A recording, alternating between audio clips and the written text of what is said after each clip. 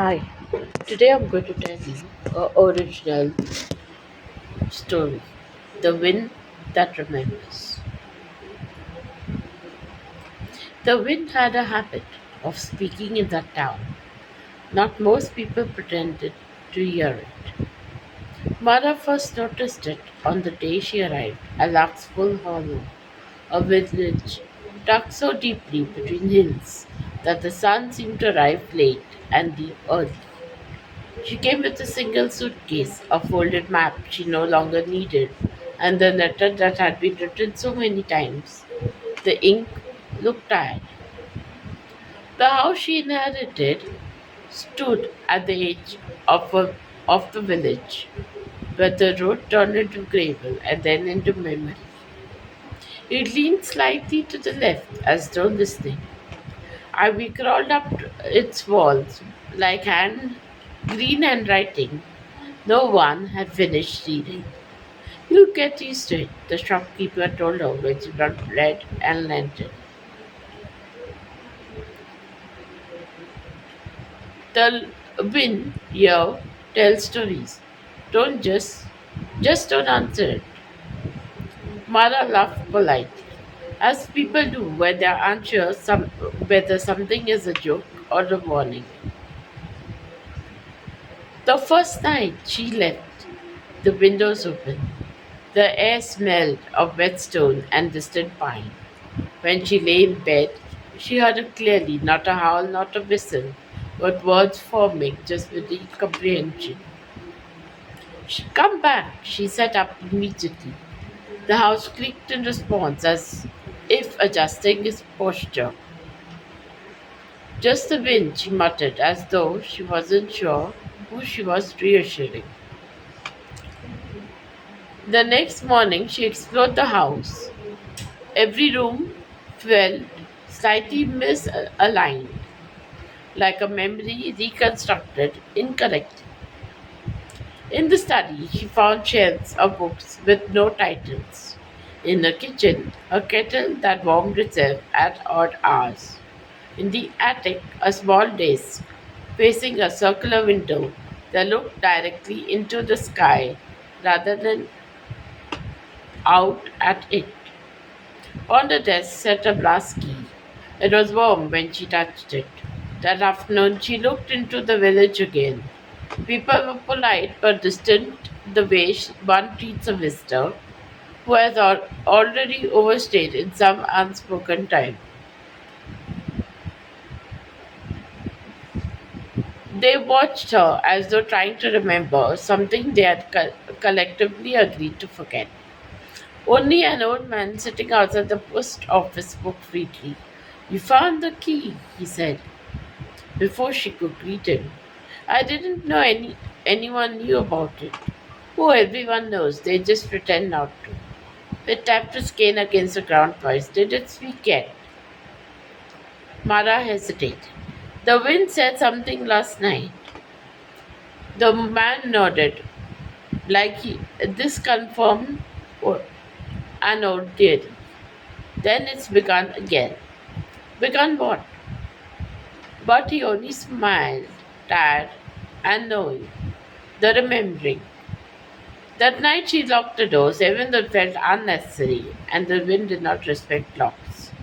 When it returned, it was louder. "Come back, Mara." This time she stood, but back where? The wind paused as though surprised. She had answered. Then the house shuddered, not violently, but like something exhaling after holding its breath for too long. The brass key on the attic desk turned itself with a soft click that echoed through the walls. Mara climbed the stairs. The attic window was open, though she was certain she had closed it. Beyond it was not the sky she expected, but a vast dim corridor stretching sideways through the light and shadow. Floating shapes drifted in it, fragments of room, pieces of streets, the outline of a bell tower she almost recognized. The wind spoke again, softer now. You left without closing the door." Mara pressed her hand at the desk. I don't understand, but she did feel something. Then a faint thread pulling behind her ribs, like a direction she had once known immediately, intimately.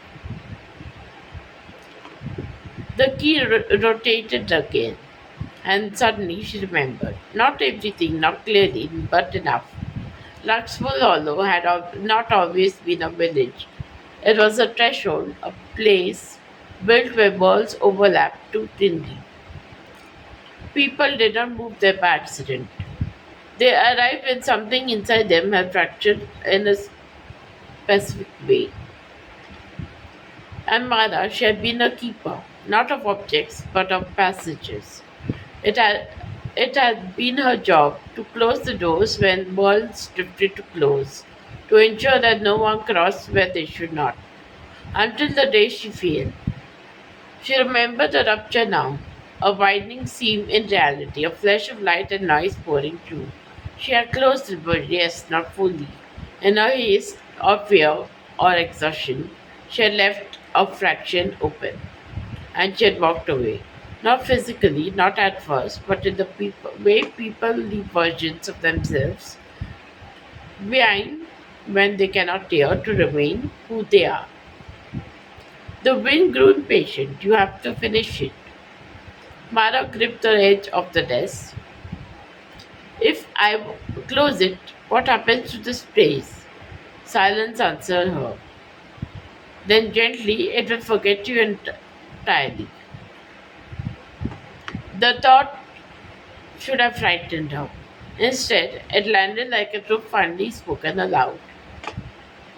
Below the house groaned again.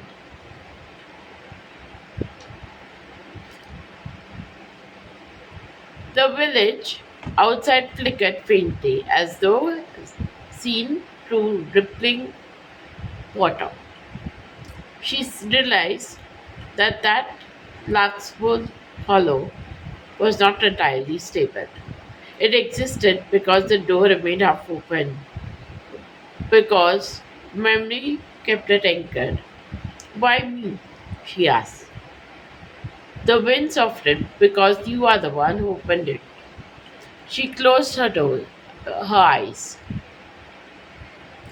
For a long moment, she listened to the house, to the wind, to the distant pulse of a place she had been waiting for. Her decision longer than it existed. Then she picked up the brass key. The corridors beyond the attic window brightened, as if recognizing her choice.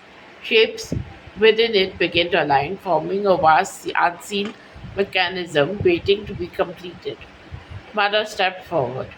Behind her, the house began to fade from certainty, not collapsing, not breaking, simply becoming less convinced of itself.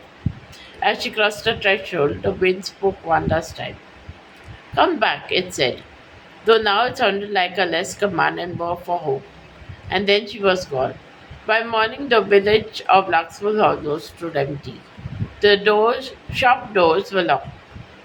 The roads led nowhere in particular. The hills remained patient and unchanged. And if the wind still spoke there, no one remained to answer it. Thank you.